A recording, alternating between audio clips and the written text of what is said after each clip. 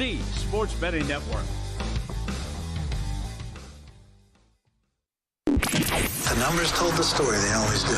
It's one of those idiots who believe in analytics. This is a numbers game with Gil Alexander on VSiN. Good Wednesday morning to you. It is a numbers game at VSiN, the Sports Betting Network, VSiN.com, Game Plus, iHeartRadio, YouTube TV, and of course, SiriusXM Channel 158. Gil Alexander. This, ladies and gentlemen, is Kelly Bidlin. Hey, man. Alongside. Hey, y'all. Hey, y'all. Let's start with hey, y'all. We having a good day? Good morning? Good day yesterday? Sure. Great day. We got a lot today. Will Hill will join us. All of his bets, NBA, MLB, full day of Major League Baseball action. You'll talk some country clubbing with Travelers Championship this week. That's my best country clubbing. Yeah, good. Travelers, let's go. Time to win money betting golf this week. We're going to try that for a change. As opposed to last week with that whole U.S. Open debacle. JVT, our senior NBA analyst and, of course, co-host of VSiN's Money Moves, talking NBA Finals with us. And Steve Fezzik, I have saved perhaps the headliner for last. Steve Fezzik, who's usually on with us on Fridays. A little summer schedule happening. Mm-hmm. He'll be here Wednesday to talk about all kinds of things, including, I'm sure, his victory in the VSiN Killer Sports NBA Challenge. 3 large. Don't worry, Steve. Got that graphic ready just for you, buddy. And, I think I have an answer to the question of how, because now Steve has kindly pledged his winnings. He did this from the outset. He said if he wins, he's giving his money to the Circa room attendants. See, I was so tripped up by that wording at first that I never once thought about, how's he going to spread out the money to everybody? But you're about to clarify that. So maybe I shouldn't say this out loud, but I'm too far into it. Now I can't stop. They're going to somehow pick their 10 all-star room attendants and give $300 each. That's how they're. Wow, no pressure on the Circa managers now. Wow. They're going to do. You're forced to play favorites. By the way, I'm just going to turn down my battery pack here behind me because it's so loud in my ear. My God. Okay. Congratulations to anybody who had the Florida Panthers. Oh, by the way, the other thing we're about to do here is the tried and true numbers game annual segment that we do where we talk Major League Baseball, American League, and National League Cy Young Awards, those markets where we go into the Tom Tango numbers and try to reveal where the value is. This is a tried and true method. It's kind of akin to the old, it's not really akin because the college basketball formula is like 6 criteria that we do that always comes up with the national champion or the small group from which the national champion can come. This is an actual very simple formula that has given us, are you ready for this? 32 of the last 38 Cy Young Award winners correctly. Yeah, that's pretty good. All right, we'll get to that momentarily. Congratulations to anybody who had the Florida Panthers winning it at any point, either before this series, either at any point during the playoffs, or perhaps regular season, maybe even pre-flop. Panthers, back-to-back winners of the Cup, back-to-back winners over the Oilers, 5-1 win yesterday, and congratulations to everybody who had Sam Bennett to win Conn Smythe. Good for you. For those of us who had some Draisaitl tickets, specifically on the other side, well, that's just how the cookie crumbles. Panthers win it 5-1. What can you say? This is the Tampa Bay Lightning 3-year stretch in reverse. Tampa Bay won a couple Stanley Cups, and they lost the third try at it. Panthers lost the first time they got to the finals, beat the Oilers back-to-back here to win a couple Stanley Cups, and Canada still with the drought since 1993. Oh, Canada. I'm sorry. I think that's how the anthem starts. Oh, Canada. Oh, Canada. I'm sorry. Yeah. And especially when it's you just compare it to the Florida Panthers winning it. And Gil, I'll let you in on something. There are some hardcore Florida Panthers fans down there in South Florida. I'm not going to say they don't exist. But there's also people waking up this morning having no idea this game occurred. Yeah. Or that they won another Stanley Cup. Yeah. Yeah, Hockey Town, USA, Sunrise, Florida. That's right, Sunrise, Florida, Hockey Town, USA. Yeah. Just a football's throw away from the Everglades, right over there. By the way, next year's Stanley Cup champs, Oilers, plus 650. Panthers 7-1. Yeah, apparently I think it's different books, different favorite, but yeah, over on DraftKings it is Oilers the short shot plus 650. Did you catch this? You know me, I'm not the craziest hockey guy. How about Corey Perry? He's now lost his 5th Stanley Cup final in the last 6 years. Last 6 years he's had to go that far. Shout out to great associate producer Wyatt Tomchek for first delivering the stat to me. How about Evander Kane not showing up for the congratulatory line after the game? Yeah, it seems less Got a surprising penalty to me. late, and he was like, yeah, I'm out of here. Classless, they're calling him. Anyway, congratulations to all who had either. To the NBA, where the Tyrese Halliburton injury now has gotten to the point where he is a game-time decision tomorrow night. Game-time decision tomorrow night. And this line has now, I won't use the word ballooned, but it's moving on up. Now the Thunder, we're showing 6.5, but I've seen higher than this now. I've seen 7s out there on the Thunder. You've seen 7s? I have, yes. So 6.5 is the consensus right now. Thunder, 6.5-point favorites on the road against the Pacers tomorrow night for Game 6, which could be the closeout and the championship game winner for the Thunder. Halliburton again with that calf injury, a game-time decision. It sure feels like, and you know what they say about feels, assuming stuff. But I don't know, it feels like it's trending to no, but we'll see. Game-time decision is a game-time decision. Trending to know what? That he doesn't play? It feels that way to me. I could be wrong. Oh, I guess I feel the complete opposite. Okay. I think he's going. I'm a little shocked this moved as much as it did. You're right. Hit DraftKings yesterday. Hit Circa hit 7 yesterday. DraftKings hit 7 yesterday. I didn't catch that. I thought 6.5 was as high as we got. Well, that's what I'm here for, catching things. I was a little surprised that we moved this much. It's just because was anybody that surprised at that news update yesterday? Like, okay, he has a calf strain. Like, you kind of could see that in the game, in Game 5, and we've kind of heard reports about that already. Okay, you're going to go get an MRI. You always do that precautionary anyways. And I just didn't think there was that much that had changed to justify this big of a move. Now, if he gets ruled out, it's going to move even much further than even this. Oh, yeah, we'll see 8s. Yeah. But, if you're interested in the Pacers, I mean, I obviously realize you're dealing with a hobbled Tyrese Halliburton, but he goes, I think this line's going to come back down a little bit, too. That's the other sort of headline of the NBA playoffs is if this happens, if he does not play, let's say, and who knows what that spread gets to, 8, 9, who knows.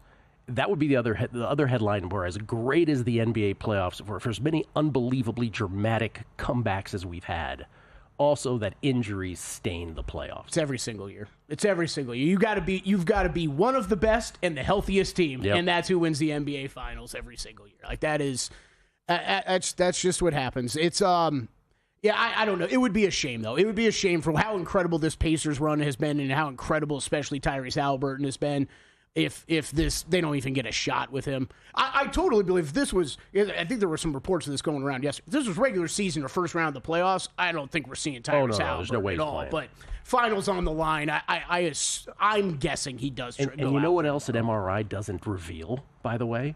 That your Achilles might pop. Right. So that's the other consideration they have to have. It's like the worst possible thing that could happen here is they lose this and something terrible happens. Because Achilles expert, Gil, I mean, it's the calf strain, but it is the continuous straining on the calf that can then lead to that, right? I mean, that's how the KD thing seemed to have happened, right? Okay. It's a very strange injury, but you never know. Anyway, that's where that stands. So Tyrese's is availability pretty much in doubt for an extra 24 hours. By the way, I meant to squeeze this in, and maybe I already missed my chance here. No, still go. So I returned to tennis on the overnight. The grass court season has begun for me. I didn't sit out the entire grass court season, but I sat out a week and a half. So I'm proud of myself. It's about 40% of the grass court season. Played 2 dogs. We split them. Roberto Bautista Agut hit this morning as a plus 177 dog. Lost on Zizou Bergs. So we're up. I only have one more play. It's about to start if people want to play this. And your number is a lot better than the one that I got last night. I'm on Francesca Jones. I got her at plus 189 against Linda Noskova. This is in Nottingham. Oh, you love Nottingham. Francesca Jones plus 189 is where I got her. She's about plus 223 right now. So if you want a little action during the show, there you go. I'm just keeping it honest. Whenever we talk about soccer, tennis, anytime I hear Nottingham, like I just think Robin Hood. Like, oh, I thought you were going to say Hugh Grant or something like that. Does that make me a terrible, like, just American? No. I just think Robin Hood immediately. The other thing, Forrest. Other things, because I want to get to the Cy Young stuff, but the other things, obviously college baseball yesterday.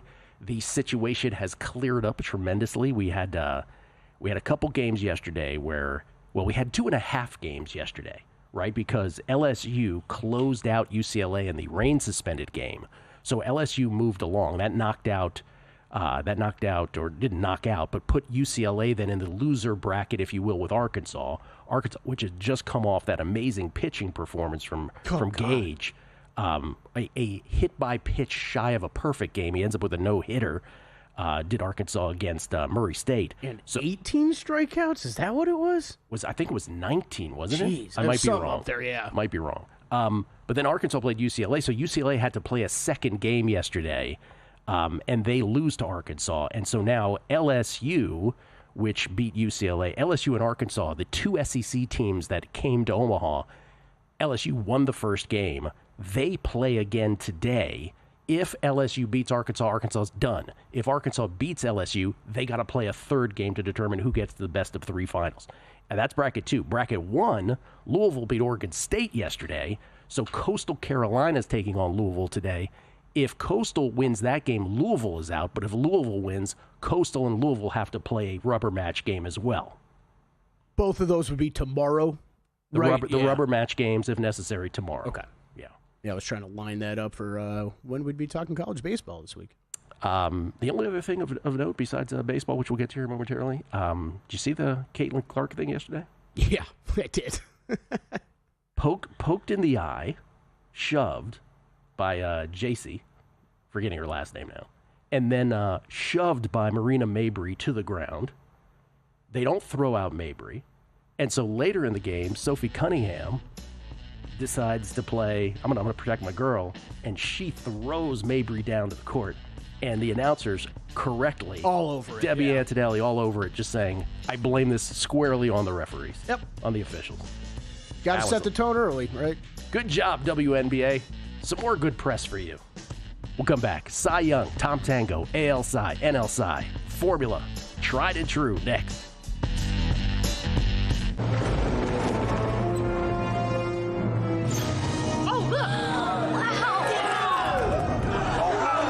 Derek, what's the guarantee? Derek? Mike, time to make history.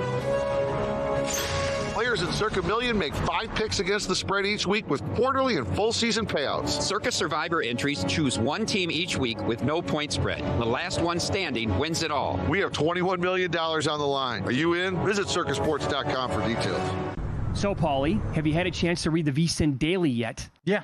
Came in at 3 a.m. What's Bill doing up that late? Well, rumor has it, it starts off with a 12-hour meditation session.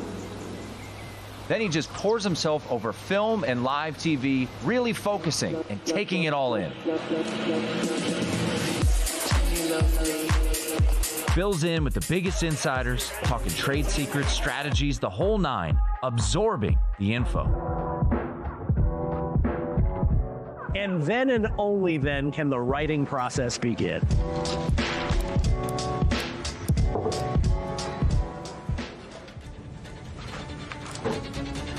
In Las Vegas, Bill's Late Night becomes your early morning. Wake up to the very latest betting insights in your inbox with the VSiN Daily.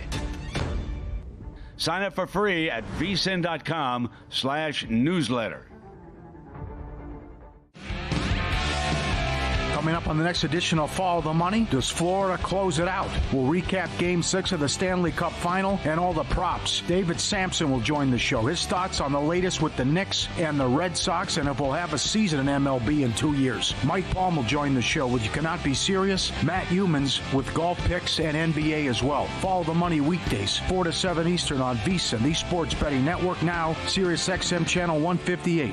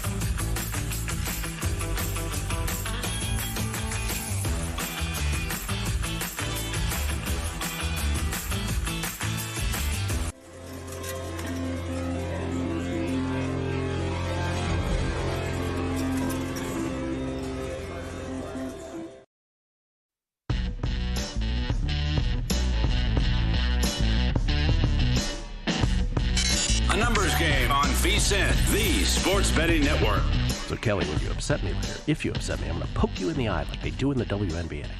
Oh, sorry, are we on air? Want to bet smarter? Start with Smarter Insights. Right now, you can check out Greg Peterson's MLB Best Bets, Zach Cohen's NBA Game 6 analysis and best bets, and Wes Reynolds' The Travelers Championship picks. And later today, you can check out NBA Game 6 player props, Zachary Cohen's tennis best bets, and JVT's MLB picks and props. Right now, you can sign up for as little as $9.99 to get full access to all VSiN articles. Just head to VSiN.com/subscribe to sign up today.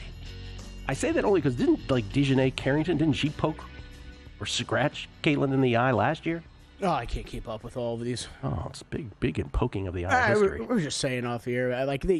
I'm sure it's not as covered as in much detail, but this is why the refs. It is so important for you to keep the game under control 100%. because, of course, you're going to be pissed off when Caitlin Clark comes in her second year and she's already better than 99.8% of the players in the league.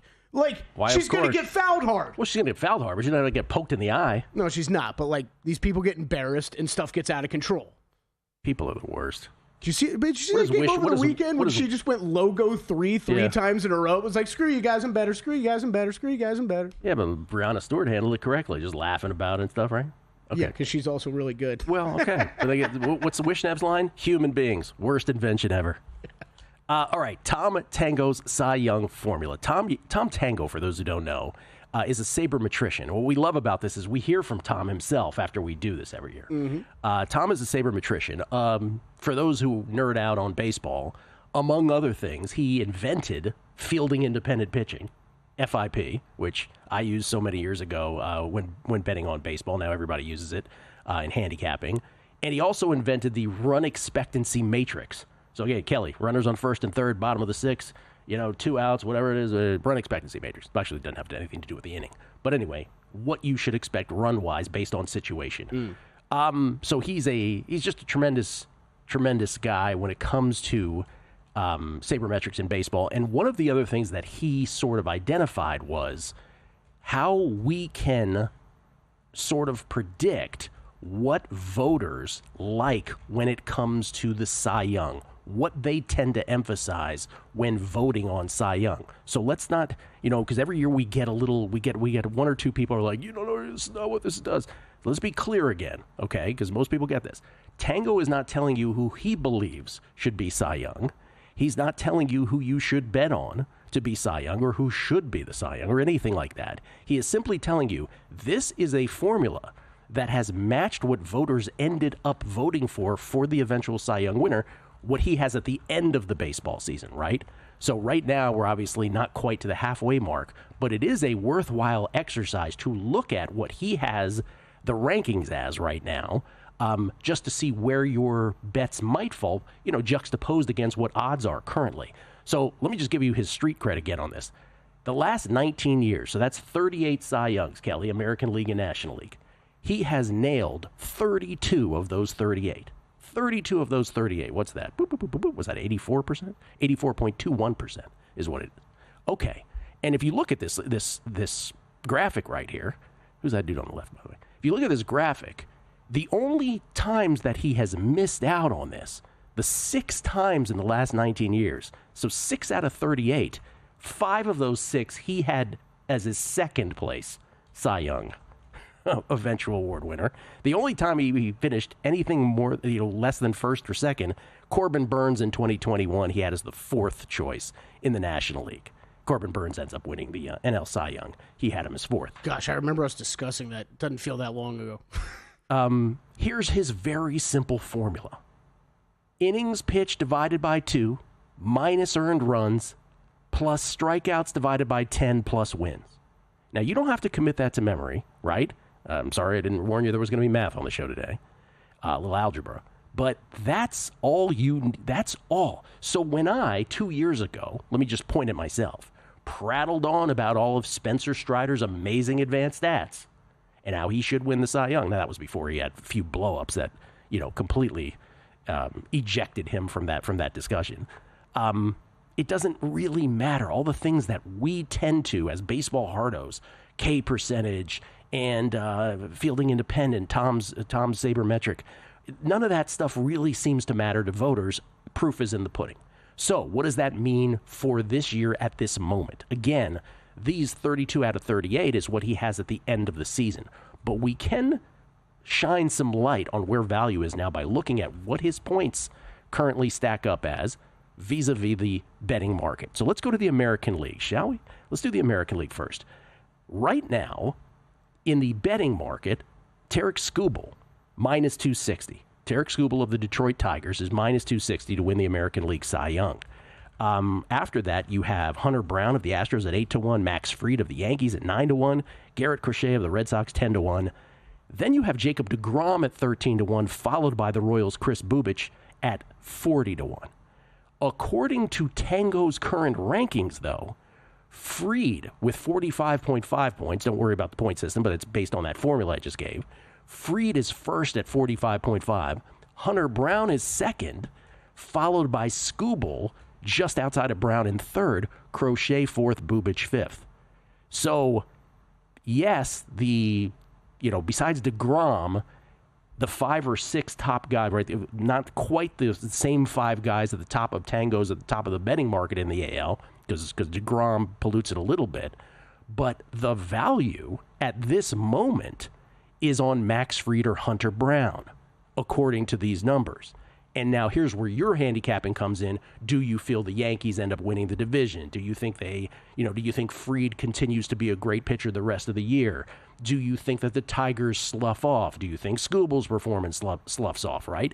So again, what we're pointing out here is, I'm not telling you who to bet, but what I'm saying is, based on this formula and the fact that he has nailed 84.2% of the eventual winners at the end of the season. Remember, these points will change between now and, the end of September, the end of the regular season.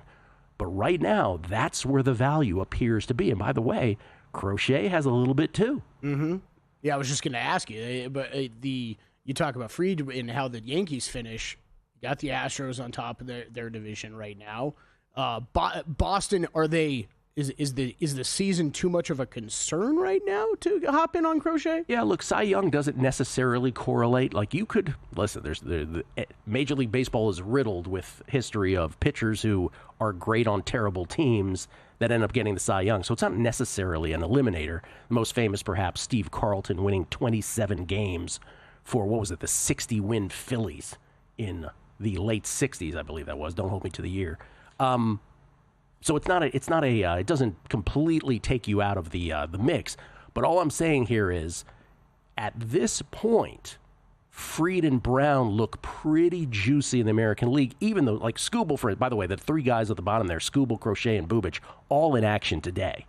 And listen, Skubal could just destroy the Bucks. Skubal could respond to this whole thing by throwing a no-no today for all we know, right? And that will obviously change things too. But right now, you get the idea. Fried and Brown show some betting value. This will only matter at the end of the year. National League, let's go through the exercise. Paul Skeens is minus 360. National League's a little more straightforward. Tango also has Skeens way ahead. Skeens is at 42.7 in Tango's point system. He's minus 360 in the betting market. After that in the National League, it's not quite as clean as it was in the American League in terms of betting market versus Tango, because after that, in the National League, it drops to 11-1, Zach Wheeler. Then you've got Yoshinobu Yamamoto of the Dodgers at 15-1, Chris Sale 17-1, Logan Webb of the Giants 20-1, Christopher Sanchez of the Phillies, and Mackenzie Gore of the Nationals both at 35-1, and then Robbie Ray of the Giants at 40-1. Not to mention Kodai Senga of the Mets at 60-1. Well, according to Tango, after Skeens, it's Senga at 60-1 in the betting market second, Logan Webb third, Zach Wheeler fourth, and then the Giants' Robbie Ray fifth. So 2 Giants, by the way, in the top 5. But the point being that Skeens, according to Tango, even now looks like he would have to do terrible things between now and the end of the season for this to change. Long way to go, right? Still, but Skeens way more congruent with the betting market per Tango than what we see in the American League, where legitimately, I think right now, for me, as I look at this, that would induce a bet for me on Fried or Brown. Yeah, I get my follow-up right away, and I mean, I guess this is a great layout because I think it does show that Skeens is maybe worth that number. But, I mean, we've been asking this about some of the MVP markets all season, right? It's just it still feels a little early to be killed for some of these this big heavy favorites. Well, yes. I mean, look, both Judge and Shohei are completely justified at their numbers, and I believe. But, yes, I mean, God forbid there's an injury to either, and then it sort of opens up, obviously, to others. We don't wish that to happen. But Cy Young is way more interesting to talk about right now in this a very clear, clean MVP discussion. I will say this, Mark Borchert did have that note yesterday, though. You know, let's say Shohei doesn't turn out to have a good pitching season. Ketel Marte at 80-1 in the National League. Borchert was talking about yesterday. He just doesn't have the at-bats to show up in leaderboards right now. But it's a heck of a price for a guy like that. Coming back with Will Hill next. And they're off.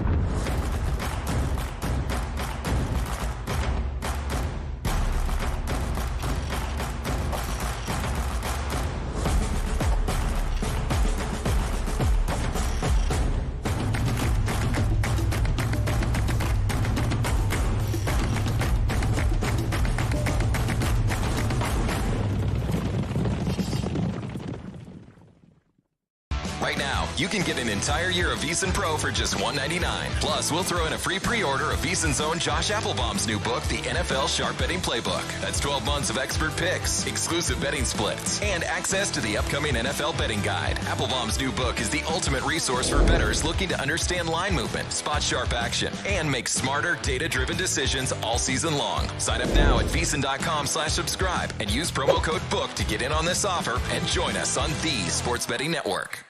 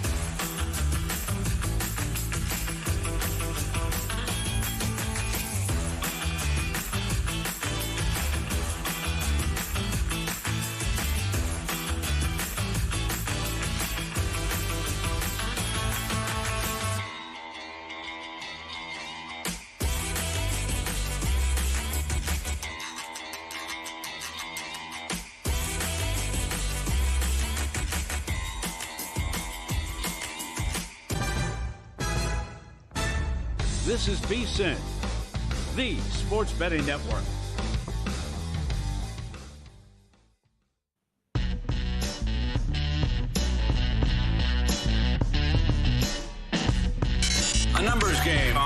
VSiN, the Sports Betting Network. Unmatched transparency with records updated daily. That's the Sharp Plays. Check them out. AI betting analysis, real-time global betting information, and alerts directly from the pros.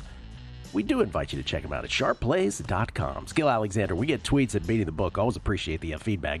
Jesse Welch, Gil, I'd love your thoughts.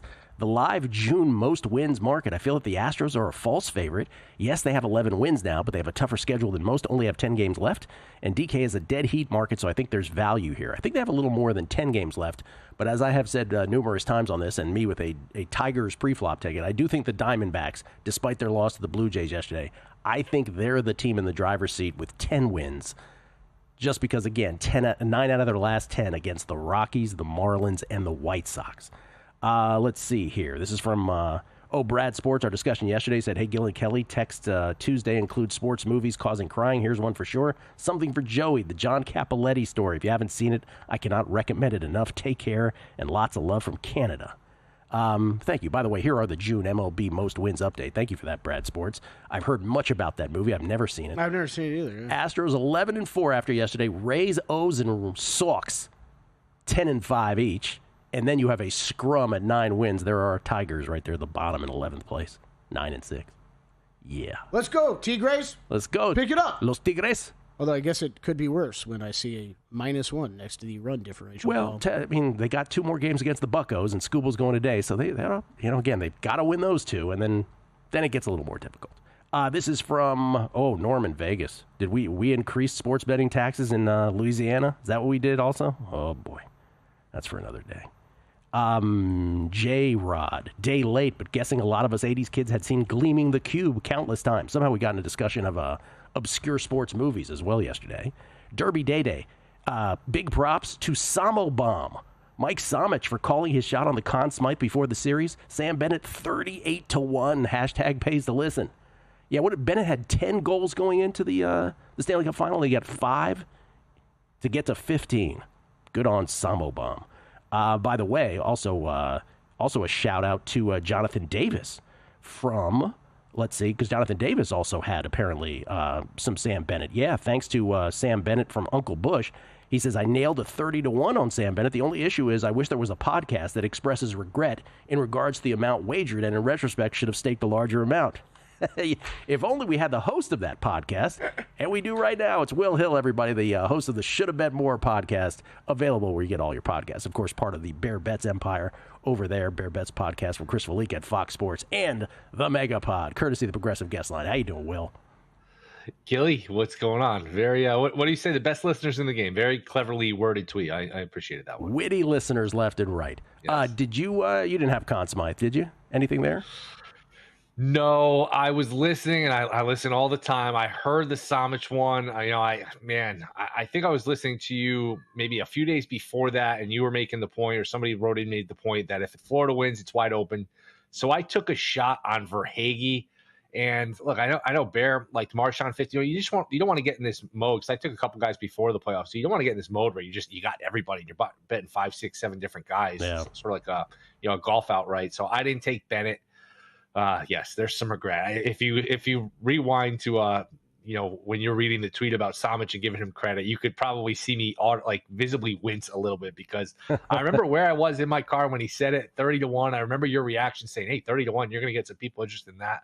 I thought about it, and of course, looking back, it's always easy to pass post yourself and say, man, why didn't I bet it? And if I bet it, why didn't I bet more? But I did not bet it. Long-winded answer of saying, no, I'm an idiot. Will, imagine me. I'm a bigger idiot. The words actually came out of my mouth, and I didn't bet it, So, yeah. Dreisaitl. Okay, to the NBA Finals, Game 6. I'll even ask if you're doing anything, but generally speaking, can anyone do anything with this at this point for Game 6 with Halliburton's injury? It would be Pacers or nothing for me. I'm so spooked by the Pacers. I've compared them to the Heat from a couple years ago, and I thought they were going to do it again last night when they cut it, or Monday when they cut it from 18-2. I said, oh my goodness, here we go again with this team. I just have a hard time laying 6.5, and I saw some 7s pop up yesterday, I think very briefly. I just have a hard time laying that many points against that team and that building. That being said, I think OKC probably wins the title tomorrow night.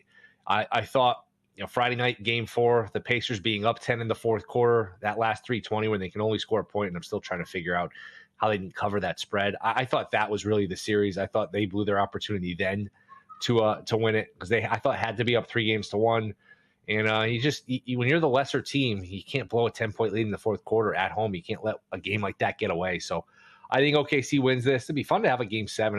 I'm skeptical that we get that. That being said, 6.5 is a little too rich for me. OKC's not played well on the road. They haven't shot well on the road. Remember the last time in that game 4 they played on the road and miraculously covered 3 of 17 from 3. So their offense has been a mess. That old saying, the old cliche of role players play better at home, they play worse on the road. It's a cliche for a reason. It's true. The Wiggins, the Isaiah Joe. I know Joe's falling out of the rotation, but the Wiggins of the world. I mean, he's had games at home where he makes 4 threes, 5 threes, and he's basically a no-show. He doesn't do anything on the road, and that's just exemplifies it.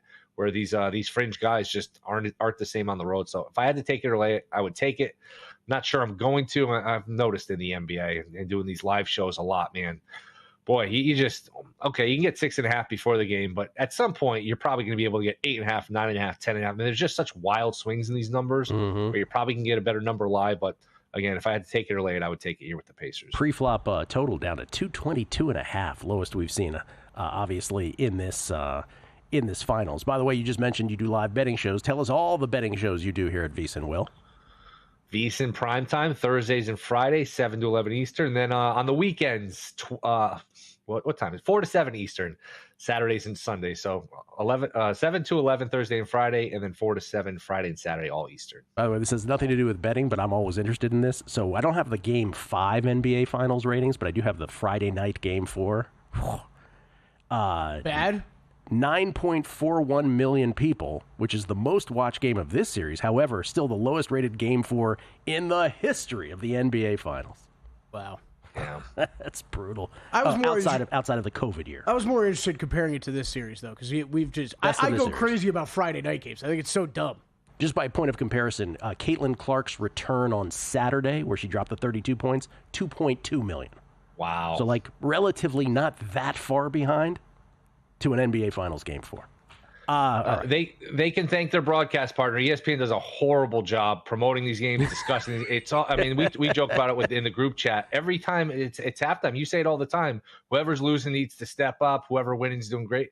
It's so mindless, and that has a trickle down effect where the games aren't produced well. They're not marketed well. OKC, that's a great story to tell. They came from nothing. They were down and out, losing Durant and Westbrook and Harden, and they got everything back, and they made all these great moves. I mean, they're a good story. Halliburton's a good story. SGA, there's a lot of good stories. They just, man, they try to appeal to the lowest common denominator. Their coverage is really about as bad as it's ever been. All right, Will. They started announcing the starting lineups, okay? That's better. It's a start. It's a start. That was all going around the other day, and I'm like texting JVT. I'm like, wait, were people really like freaking out about this? First time I had no idea it was a thing. First time since 2013 they've done that. Yeah, I didn't lose any sleep over it. What was the perk line at halftime the other night when Halliburton got hurt and he's scared or something? Yeah, and Perk goes, he's scared. It's like, oh, God, this has gone from bad to worse. All right, full day, Major League Baseball. Let's go. What do you got? I think the Mets are too high, plus 155 or so. Again, shop around. But Sale against Blackburn, obviously a big pitching advantage for the Braves. But, and man, if you're the Mets, you don't want to let the Braves off the mat. That was a bad loss last night. It's been a house of horrors for them. You don't want to let the Braves back in this. But Blackburn, 2 starts. His ERA is close to 7, but his expected ERA is closer to 3 in the low 3s. And his 2 starts are against the Dodgers and at Coors Field. So his numbers, I think, are a little bit underrated here. I think he'll pitch okay. He had a bad relief outing, but plus 153, plus a 1.5. Those are both plays for me.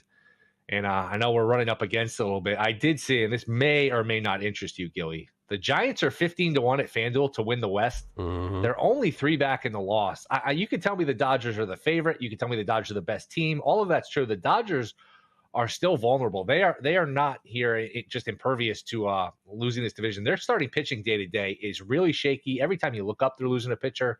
I think Devers, and I'm still shocked by that trade, that's a perfect fit. They need a left-handed bat. They need a left-handed presence. You get Chapman back here. 15-1 to win the West, 40-1 to be the 1 seed. I don't think those are bad bets. I really don't. I said the other day that if I was forced to bet one of the Giants ones, it would actually be to win the NL, because I over 162 games, it is just really hard to beat a team like the Dodgers with all that talent. But I'm with you, man. I love the spirit on it. Yesterday, Devers in his Giants debut, RBI double, a single as well in the Giants' 3-2 loss to the Guardians because they made a mess of the base paths with runners on first and second and nobody out in the eighth yesterday. Brutal. What were those uniforms, though? You got to clean up those uniforms. The Giants have classic uniforms. Those were some weird uniforms they had on yesterday. They have so many uniforms. They play with orange jerseys on Friday nights. Yes. Yeah. I kind of like that black one, though. I'm kind of with it. Devers looked great in the uniform. That's all I cared about yesterday. Will, thank you. @NotTheWillHill, by the way, on Twitter. Should Have Bet More is the actual name of his podcast, even though he wanted to name it something else. Thank you, Will. All right, see you guys. Thanks. Will Hill. Always ubiquitous. You can see him everywhere. All the time on the network. Coming back.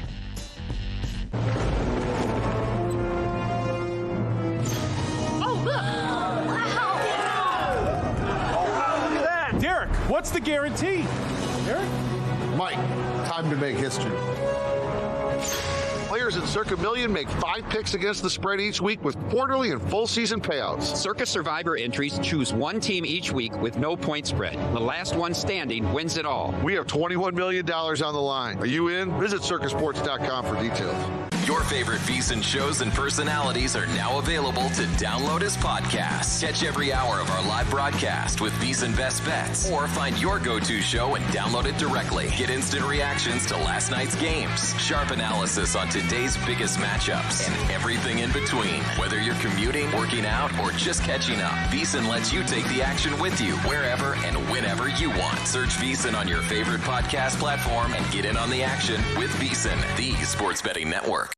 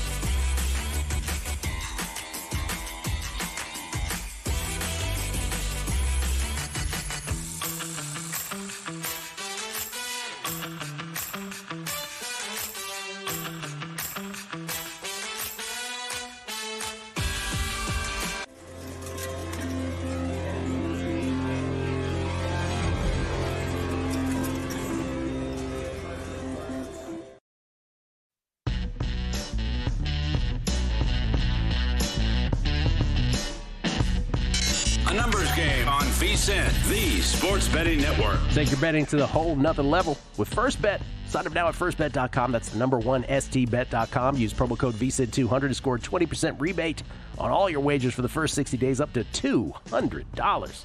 Don't miss out. Bet smarter today at firstbet.com. We get tweets at Beating the Book. Always appreciate the feedback from the best listeners in the game. Best listeners in the game, Kelly. I will not be debated on this subject because I will win. Let's see. Dell Mind the Gap Radio. Bridge jumper beware. Yankees minus 219 with Yarborough. So he does not like the Yankees today. Master of Puppets talking about the WNBA says if the WNBA is not careful, it's going to have a Rudy T incident real soon. They should and need to protect their players, and even more so the league's best players. I believe what he is referring to, for those of us of a certain age, while this generation focuses on things like the Malice in the Palace, there was an awful fight in the NBA when Rudy Tomjanovich played for the Rockets. It was that Kermit Washington, I believe, of the Lakers punched him during a game, and Rudy T was just messed up for the longest time. So that's what he's referring to right there. By the way, Chris Heath, all he did was send an image of Tom Tango's formula handwritten on a whiteboard. I just love this. Beautiful mind, Chris Heath. Well done. Eric Pinnell has a different take on it. He says, I love the physical play in the WNBA. Everybody's talking about it no matter what side you're on. It's getting eyes on the games. And he says, hashtag HTTR. So he's all forgiven for that take. No, I mean, you might be right. Maybe that is the story, Eric. You're right. Would we be talking about the WNBA otherwise, besides Caitlin scoring points? No, but, if Caitlin Clark goes down with an injury and misses a year, then nobody's going to be talking about the WNBA for a year. Correct. It's exactly right. It's exactly right. Well said, Kelly Baidelon.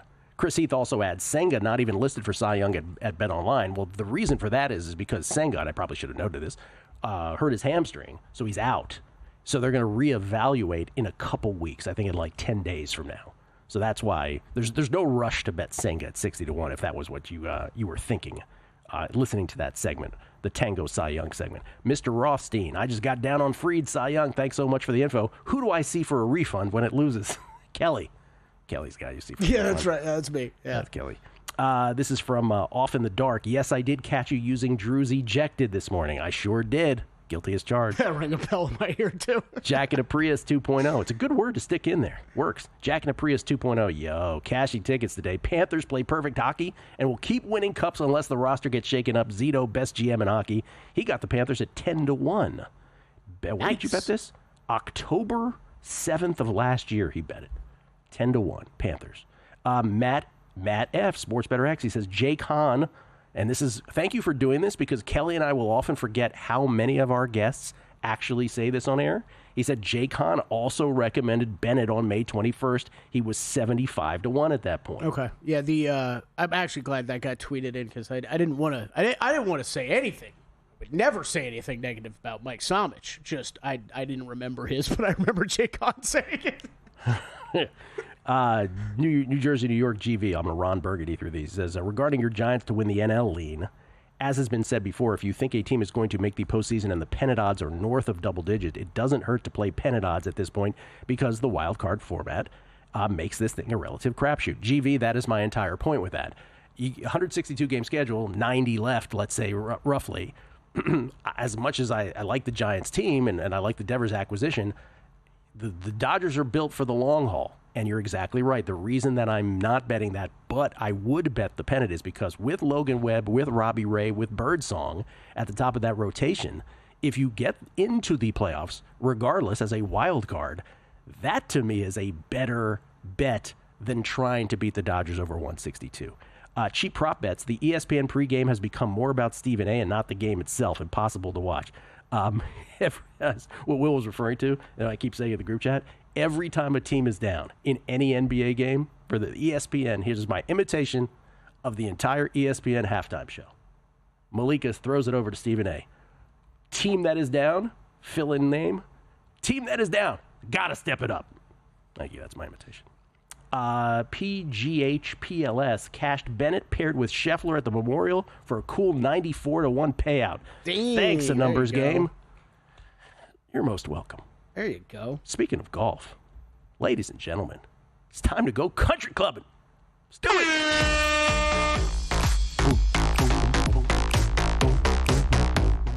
Benny Wilson and his family. Matt Brown said that one day on the show now. That's all I think about. Ben Wilson's Ben family. Wilson's family. It's such a great... Outside Torrey Pines partying it up. Such an inside VSiN joke. It really is. Look, it's Ben Wilson's family. I don't really know that Matt was all that impressed by the Open at all, except for that part he seized on. That was the biggest part. Oh, wait, hold on. Can we give Stormy a shout-out before you launch into your golf, too? Because as long as we're talking about Sam Bennett. For sure. William Wagers says, I believe the first time I heard Bennett to win Conn Smythe was from Stormy. Got him at 39-1. Beautiful. All right. Well done by Money Moves. All right. What we got golf-wise here? Moving money. What do we got, Gil? We've got the final signature event of the year. So it must be November, right? It must be the end of the golf season. Yeah. No. Actually, I had very entertaining long shots yesterday. For those interested in golf, there were some disagreements about Oakmont, whether we liked it, whether we hated it. I was very down the middle, as I usually am. I loved your take, which is I am so it's Kelly Bidlin on text during the weekend. I am so sick of old Oakmont stories. It's like that's what was bothering you. I'm like, every time like they showed a highlight from like Johnny Miller at Oakmont, I'm like, look, Kelly, Johnny Miller. I just think there was probably a couple times this weekend where I'm like, all right, like I'm gonna leave for like 15 minutes to run an errand, but like Sirius does such a great job with their golf coverage, and I jump in and I'm like, wait, what? Why am I in the middle of a 1912 Oakmont story? Like, get back to live coverage. What are we doing? Anyways, okay, so final signature event of the year. We are in Connecticut. I'm sure Will Hill and Chris Felica will be in attendance this weekend. I know they have in the past. Sure. TPC River Highlands, we're looking at for the course. This is a tough, short course, seventh shortest course on the PGA Tour. I'm sorry, third shortest, seventh toughest. When you miss the fairway, this is another fairway finder course we're looking at this week. Gil, 30-yard wide fairways. They're going to be tight. This is a short course, length off the tee, not much of a factor this week. And you got to keep it in the fairways. 4+ inch rough is what these guys will be dealing with. Much, I don't want to say much like last week, but sort of like last week. Keep it in the fairway or else you're going to be in a lot of trouble. We do have some water back involved this week. This is a heavy wedge course. You got 70% of your approach shots from the past 5 years have come within 175 yards. So you have a lot of short iron play and wedge play being the differences this week. Hitting into small greens. The around the green and scrambling will be important this week as well if you're doing handicapping at home. This is the second toughest course to gain strokes on around the green. They've got some shaved runoffs areas, tighter chips that you're going to have to make this week over at TPC River Highlands. Always a great event. Not one that I've done incredibly well betting in the past, but things can't be as bad as they were last week. Is there a tournament that you historically do great on or poorly on? There are a couple that I've done better on, but that I have absolutely no explanation for you. Okay. Like, it's not like there's something where I'm like, well, right. I know this that nobody else does, right? Like, It's just randomly you've hit a few outright. So, look, Scotty Scheffler, this is a signature event. Basically, all the big names are playing this week that you would expect to be playing. Scheffler 3-1. He is the favorite. I don't mind if you want to go single bullet on Scotty Scheffler this week. I don't think it's a bad approach to this event. Rory McIlroy 12-1 over at DraftKings. Xander Schauffele 16-1. Colin Morikawa 18-1. Everybody else 22-1 or longer. As far as me, going back to some of the losers from last week, I thought this was an interesting discussion on long shots this week, Gil. What would you do with golfers who played in the U.S. Open, and how would you approach them? And I didn't necessarily target this. I'm kind of just throwing out results from the U.S. Open because that course was so brutally tough. I'm not going to penalize guys, and I'm not really going to reward guys for performances there either. I do think there's a slight advantage, though, that if you missed the cut at the U.S. Open, that you didn't have to play through all that on the weekend, have to get distracted by all that. So there's a couple guys I played last week that missed the cut that I'm right back on this week. Number one on that list, Sepp Straka, 35-1.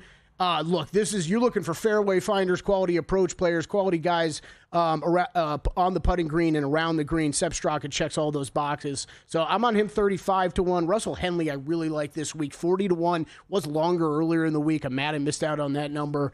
40-1. I know Wes is on him as well. And then Nick Taylor, who's had a heck of a 3-week stretch here. T23 last week, T13 at the Canadian Open at 4th of the Memorial, playing some great golf. And this guy does win from time to time. So 100-1 in the outright market. And then top 20s, I love Tommy Fleetwood back this week. He was a guy that missed the cut last week. You're getting him plus money in a 71-player event in the top 20 market. Love that. Straka, Henley, I played top 20s on as well. Like Siwoo Kim this week, top 20 on him. And then a few matchups there, everything up at VSiN.com. You wouldn't be surprised if Scheffler won this, though, despite going back to your U.S. Open. No, not at all. I almost went single bullet on Scheffler for the outrights. And by the way, I didn't know this. I knew he had a bad putting performance at the U.S. Open, but I heard Wes Reynolds on with Dave and Jensen by the books before this. The single worst putting performance of his entire career. Scheffler. Yeah. Introducing the $500 trifecta. Use your GBank Visa signature credit card within 3 months of account opening and deposit